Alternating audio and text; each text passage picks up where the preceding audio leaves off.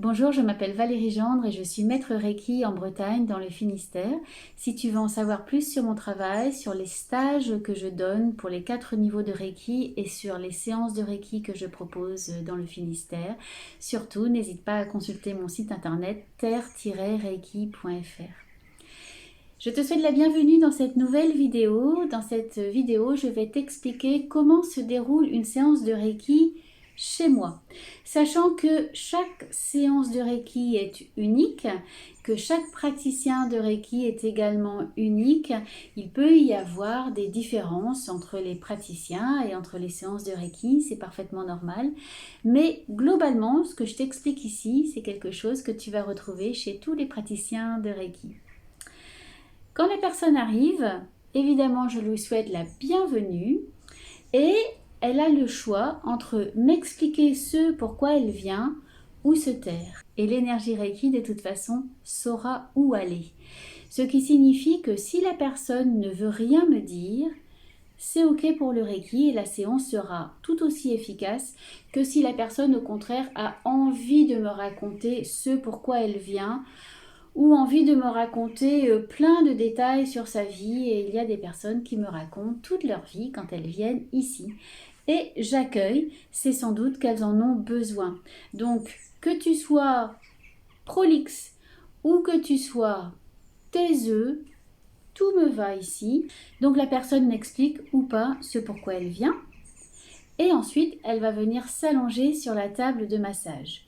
Si elle n'est pas en capacité de s'allonger sur la table, elle va s'asseoir dans un fauteuil et le Reiki va s'adapter et la séance de Reiki sera tout aussi efficace.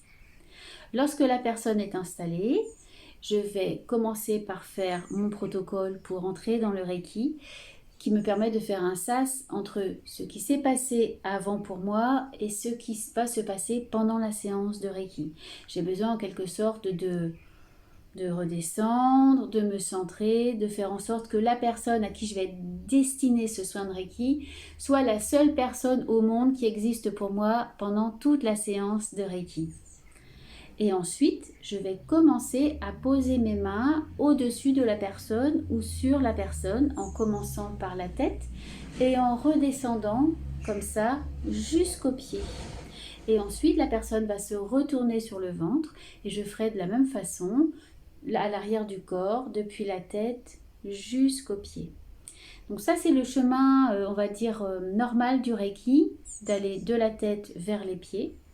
Et je ne m'interdis pas, lorsque j'en ressens le besoin, d'éventuellement remonter sur le corps de la personne lorsqu'il faut le faire. Donc je peux très bien être déjà arrivée aux chevilles. Et puis j'ai mon intuition qui me dit, il faut que tu ailles sur les poumons, il faut que tu ailles sur le chakra du cœur, il faut que tu ailles au niveau du foie. Bien là, je vais remonter et je vais laisser mes mains se poser là où elles ont envie de se poser, là où mon intuition m'a indiqué qu'il fallait le faire. Ceci dit, même si je remonte, la dernière position, elle est toujours sur les pieds pour aider la personne à s'ancrer à nouveau dans le monde matériel après la séance de Reiki, pour l'aider à revenir dans la vie, on va dire, normale, dans la vie standard.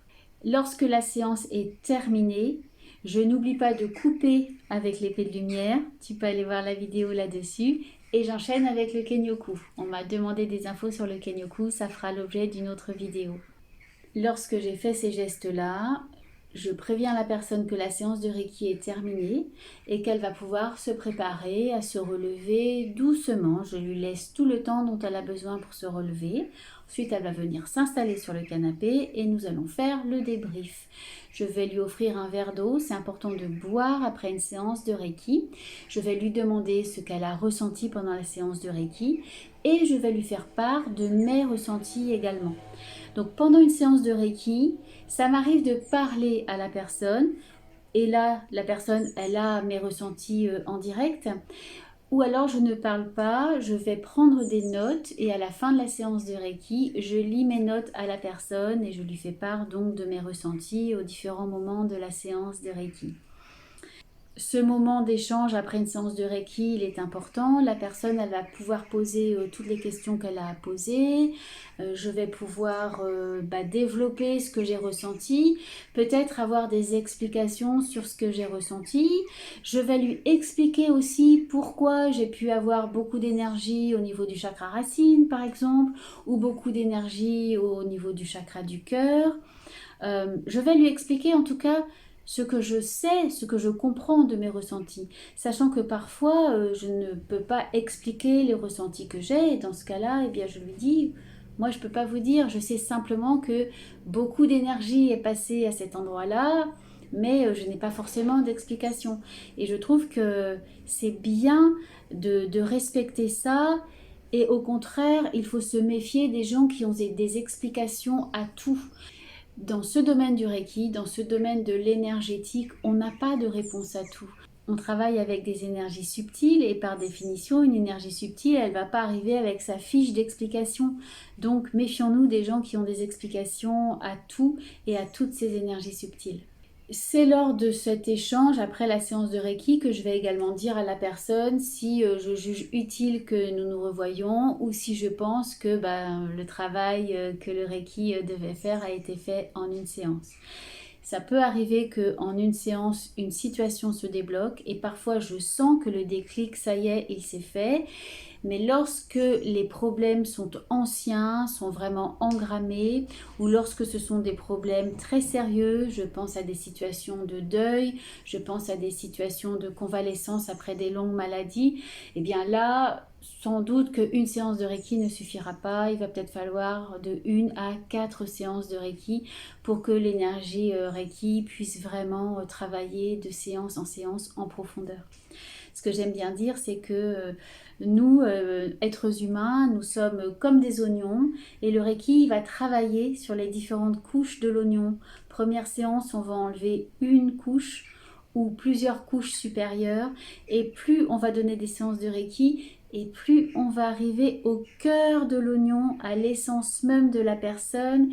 Et les problèmes dont la personne va nous parler dans les premières séances de Reiki ne seront plus du tout les mêmes que ceux qu'on va aborder dans les séances suivantes. En fait, on va vraiment travailler en profondeur sur la durée, en fait. Et c'est ça que j'aime bien dans le Reiki, c'est de voir cette progression, en fait, qui se fait de séance en séance, de voir l'évolution de la personne et de constater que des problèmes qui semblaient vraiment fondamentaux à la première séance de Reiki, on n'en parle plus du tout par la suite parce qu'en fait, ces problèmes cachaient le véritable problème. On dit souvent que l'arbre cache la forêt et en Reiki, c'est souvent ça. La personne qui vient recevoir une séance de Reiki, elle va parler d'un symptôme. Et nous, en tant que praticiens de Reiki, notre travail, c'est vraiment de ne pas s'attacher trop à ce symptôme et de traiter la personne dans sa globalité. Parce que la personne, ce n'est pas un symptôme, c'est un système très global. On est dans un système de soins holistique qui ne va pas s'attacher simplement à la douleur du coude ou que sais-je, quel que soit le symptôme présenté, mais qui va donc aller traiter en profondeur. Et c'est ça qui est magique dans le Reiki. C'est donc pour ça que la personne n'a pas besoin d'exprimer ce pourquoi elle vient, puisque de toute façon, le Reiki va aller partout et va travailler en profondeur. Et pour certaines personnes, c'est très soulageant justement de ne pas avoir à expliquer le problème qui les amène chez un praticien de Reiki, parce qu'elles n'ont pas forcément envie d'en parler, parce que peut-être qu'elles en ont parlé des dizaines de fois auparavant, et que là, elles ont simplement envie qu'on traite leur problème sous un autre angle. Et effectivement, en Reiki, on va traiter le problème sous l'angle énergétique et non pas sous l'angle de la parole. Alors certaines personnes vont, en même temps qu'elles viennent faire des séances de Reiki, aller voir un psychothérapeute chez lequel elles vont parler, ou un psychologue, ou toute autre personne habilitée à recevoir cette parole, à répondre à la parole. Et c'est bien, les deux sont complémentaires. Elles vont parler et elles vont se taire chez moi pour recevoir l'énergie. Et les deux méthodes, en fait, vont travailler ensemble pour la santé de la personne. D'autres personnes vont déjà avoir fait des années de thérapie et vont se tourner vers le Reiki. Et puis d'autres personnes encore ne n'iront jamais voir un psychologue ni un psychothérapeute et feront uniquement du Reiki. Et tout est possible. La seule chose que je demande à mes clients de Reiki, lorsqu'il y a vraiment un problème de santé, que ce soit un problème de santé psychique ou un problème de santé physique, c'est d'aller voir un professionnel de la santé. Et je ne suis pas une professionnelle de la santé. D'aller voir un médecin qui va pouvoir poser un diagnostic. Je ne pose aucun diagnostic. Une séance de Reiki, c'est quelque chose de complémentaire qui va agir sur le bien-être de la personne, qui va l'aider à guérir, mais ce n'est en aucun cas une pratique de santé conventionnelle, réglementée, etc. Et donc c'est vraiment important pour moi de signaler à certains de mes clients qu'il faut qu'ils aillent voir un médecin. Et c'est de ma responsabilité, dans certains cas, de refuser de voir certaines personnes en leur disant « Tant que vous ne serez pas allé voir un médecin, tant que vous n'aurez pas l'avis de ce professionnel de santé, je préfère ne pas vous recevoir en Reiki. » Ça me permet, moi, de me préserver et ça me permet également à la personne de se préserver et de prendre sa santé en charge de la meilleure façon possible. On ne fait pas n'importe quoi et en Reiki, on ne fait pas n'importe quoi non plus. J'ai une confiance illimitée dans le Reiki, mais je sais aussi qu'il faut poser des limites auprès des personnes qui viennent en séance de Reiki. C'est ma responsabilité de praticienne de Reiki. Et si tu es praticien de Reiki, bien sûr, je t'invite à également exercer cette responsabilité. Mais je suis sûre que tu le fais et je suis sûre que nous sommes sur la même longueur d'onde si tu regardes mes vidéos. Voilà ce que je voulais dire aujourd'hui d'une séance de Reiki. Je pense avoir tout dit et en même temps je sais que j'ai oublié plein de choses comme dans toutes mes vidéos. Alors si j'ai oublié des choses, si tu as des questions, surtout laisse-les dans les commentaires. Mets un pouce bleu si tu as aimé cette vidéo. Abonne-toi à ma chaîne si ce n'est pas déjà fait. Et je te dis à bientôt. Namasté.